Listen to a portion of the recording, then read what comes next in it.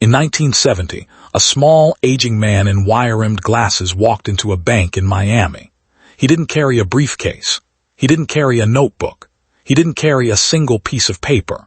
For over 40 years, federal investigators believed this man had personally moved more money through the criminal underworld than any human being in American history. Hundreds of millions of dollars, laundered, hidden, and multiplied across 3 continents. And yet when agents finally raided his home, they found no ledgers, no hidden books, no computer, no evidence at all. He kept the entire empire in his head. His name was Meyer Lansky. He was the most powerful accountant organized crime ever produced, and he never once trusted a machine to hold his secrets. This is the story of why. Every criminal organization needs muscle. Fists, guns, fear. These are the tools most people associate with the Mafia. But muscle alone cannot build an empire. Money needs to move, and moving money without leaving a trace is far harder than pulling a trigger. That skill, invisible, patient, and mathematical, belonged to one man more than any other in the history of American organized crime. Meyer Lansky was never the boss of a crime family. He wasn't Italian, which by the rules of the old Mafia meant he could never officially join the commission that ruled it. And yet, for nearly 50 years, some of the most powerful crime bosses in the country deferred to his judgment on the one thing that mattered more than violence: the money. Lansky's genius reshaped how organized crime functioned in America, moving it from street-level extortion into a sophisticated, borderless financial network. One built almost entirely on trust, memory, and a refusal to ever put anything in writing. Meyer Lansky was born Meyer Lansky in 1902 in the city of Grodno, then part of the Russian Empire and now part of Belarus. Life for a Jewish family under the Tsar was precarious. Waves of anti-Jewish violence swept through the region, and like millions of others, the Lansky family made the decision to leave everything behind and cross an ocean for a chance at safety. In 1911, 9-year-old Meyer arrived in New York City and settled with his family on the Lower East Side, then one of the most crowded and poorest neighborhoods in America. School should have been an unremarkable part of his childhood, but it wasn't. Teachers noticed something in him almost immediately, an unusual gift for mathematics. Numbers came to him the way language comes to a natural storyteller. He could hold long strings of figures in his mind, manipulate them, and produce answers faster than his classmates could reach for a pencil. In a neighborhood defined by poverty, this gift was the closest thing Meyer Lansky had to an inheritance. It was also on those same streets that he met a reckless, charismatic teenager named Benjamin Siegel, a boy the neighborhood would later nickname Bugsy. The two were opposites in almost every way. Siegel was explosive and impulsive, drawn to violence and glamour. Lansky was quiet, calculating, and patient, but their friendship would become the foundation of one of the most consequential partnerships in the history of American crime. By the 1920s, prohibition had turned illegal alcohol into the most profitable industry in the country, and Lansky and Siegel built a bootlegging and stolen car operation that became known as the Bugs and Meyer Mob. Their crew developed a reputation for reliability and ruthlessness in equal measure, but it was Lansky's mind for logistics and money that set the operation apart from the dozens of other gangs competing for the same territory. It was during this period that Lansky formed the relationship that would define the rest of his life, his partnership with Charles "Lucky" Luciano. Luciano recognized what few others could see, that the future of organized crime would not belong to the men who were the most feared, but to the men who could organize feared men into something resembling a business. Together, Luciano and Lansky helped engineer the transformation of scattered ethnic gangs into a single, cooperative structure that came to be known as the National Crime Syndicate. Often described as a corporate board for organized crime, with representatives from Italian, Jewish, and Irish criminal factions all working under a shared set of rules. Because Lansky was Jewish, He could never sit on the Italian-American Commission that formally governed the Mafia's internal affairs. But that exclusion barely mattered.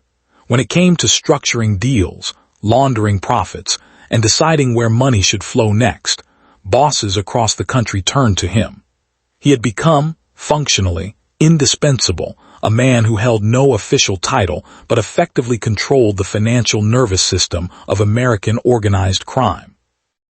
By the 1930s and 40s, Lansky had turned his attention toward what would become his signature achievement: gambling. He didn't just want to run casinos, he wanted to reinvent them. Most gambling operations of the era were rigged, designed to bleed customers dry through crooked wheels and marked cards. Lansky insisted on the opposite approach. His casinos would run honest games. He understood something the mathematics of probability made obvious to him, even if it wasn't obvious to his partners.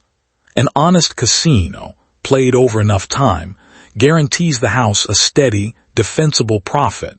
No cheating required, and far less risk of a customer walking away angry enough to talk to the police. This single insight helped make possible the rise of Las Vegas as a legitimate gambling destination. Lansky helped finance and structure casino operations that stretched from Saratoga Springs to Miami to the Nevada desert, and eventually into Havana, Cuba, where he cultivated a close relationship with the Cuban government that allowed the Mafia to operate some of its most lucrative casino hotels almost in the open.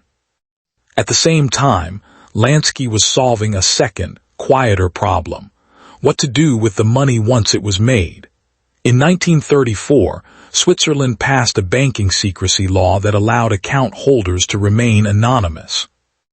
Lansky seized on this almost immediately, funneling casino profits into Swiss accounts, and eventually helping to pioneer the practice of laundering money through a network of shell companies and offshore banks.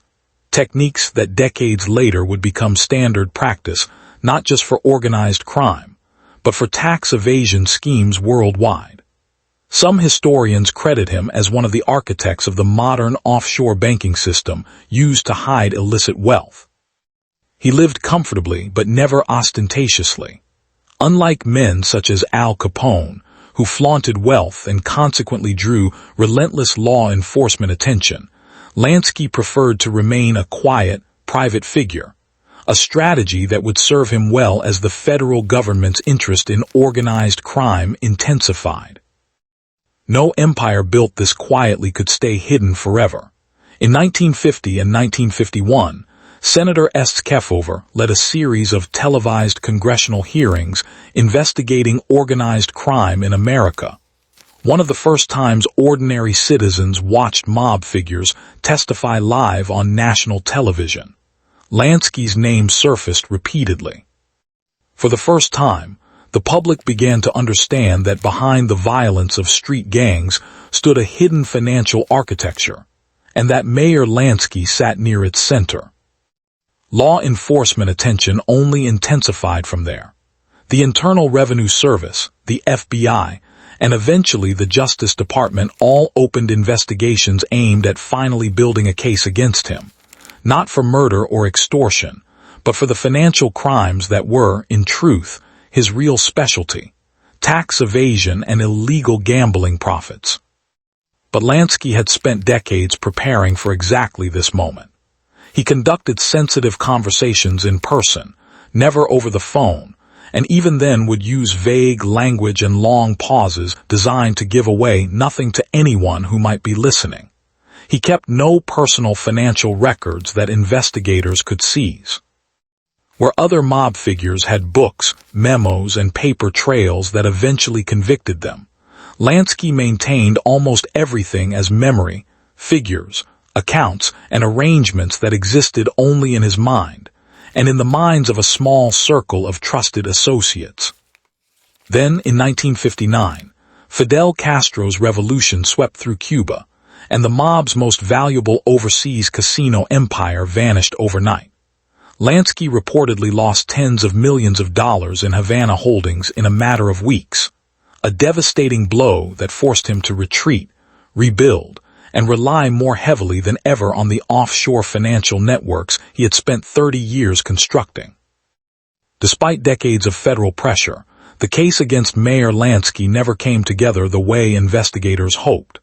Agents wiretapped associates, followed him for years, and built extensive files, yet time and again, prosecutors found themselves without the paper evidence needed to secure a conviction. In 1970, facing tax evasion charges, Lansky fled to Israel, attempting to claim citizenship under the law of return.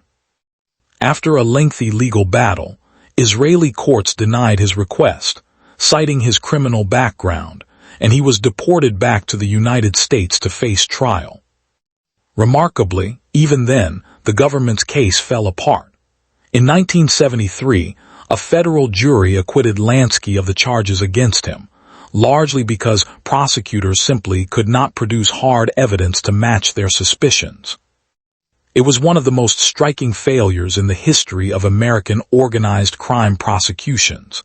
A man believed to control a financial empire spanning continents, walking out of a courtroom a free man, because he had never given investigators anything solid enough to hold on to.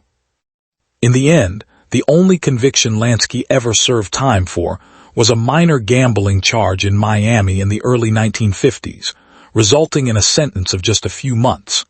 Compared to the fates of his contemporaries, Al Capone imprisoned for tax evasion, Bugsy Siegel murdered in his own living room, Lucky Luciano deported after a lengthy prison term, Lansky's outcome was almost unheard of. He spent his final years quietly in Florida, watched constantly by federal agents who never stopped believing a fortune was hidden somewhere just out of reach. He died in Miami in 1983, at the age of 80, from lung cancer. No trial ever proved the scale of what he controlled. No hidden vault was ever found. Meyer Lansky's true legacy isn't measured in the number of casinos he built or the amount of money he allegedly hid. Historians still debate both figures, and some believe his reputation for holding hundreds of millions was exaggerated by the myth that grew up around him. His real legacy is structural. He helped transform organized crime from a business of street violence into a business of sophisticated finance, one that used legitimate-looking companies, offshore banks, and international borders to hide illegal profits. Techniques that federal regulators are still fighting today, in cases that have nothing to do with the Mafia at all.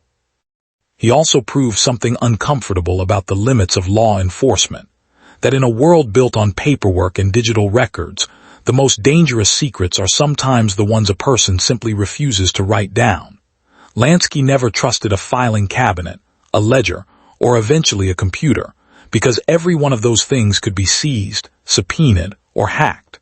A memory, by contrast, could only be taken by force, and Meyer Lansky made sure no one ever got the chance. Whether the full extent of his empire was real or partly legend may never be settled, but the lesson at the center of his story is not in dispute.